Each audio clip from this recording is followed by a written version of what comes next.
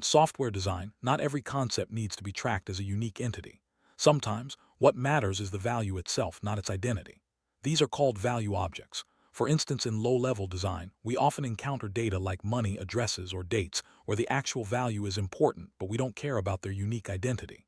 This is different from entities, which represent distinct things the system tracks, like an order or a user. Understanding this distinction is crucial for designing robust systems. These are objects that have a unique identity in the system. For example, each order in an e-commerce application is an entity because we need to track its lifecycle and distinguish it from other orders, even if their data is identical. On the other hand, value objects are defined only by their values. If two value objects have the same data, they are considered equal, regardless of their location in memory or creation time. This difference shapes how we model our data and behaviors. Consider the example of money in a system. If we have two objects representing 500 INR, they are considered the same value. We don't care which Java object they are. What matters is the amount and the currency. This is a classic value object. In contrast, two different orders with the same amount are still different entities because their identities are unique. This example highlights why value objects are compared by their value, not by their identity. In comparing entities, we usually check their identity. For example, order 101 is not the same as order 102, even if both have the same amount. However, value objects are compared by their value. If you have two money objects with the same amount in currency, they are considered equal. This approach simplifies comparisons and helps avoid unnecessary complexity in your code.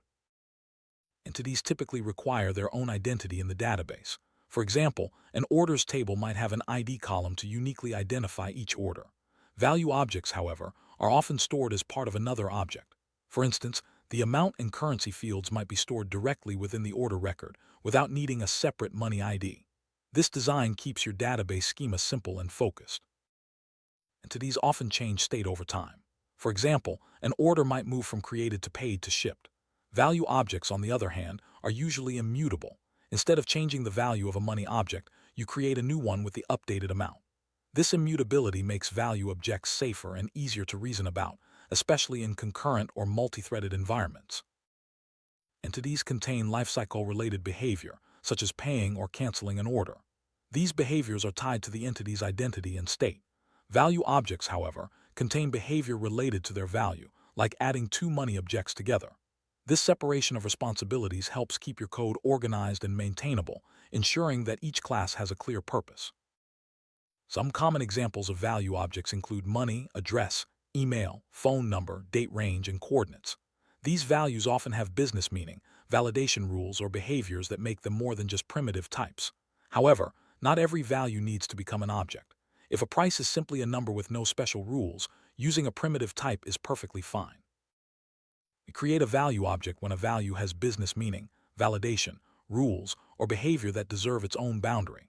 This approach helps encapsulate logic and ensures that important rules are enforced consistently throughout your application. By understanding when to use value objects, you can design systems that are both flexible and robust, making your code easier to maintain and extend.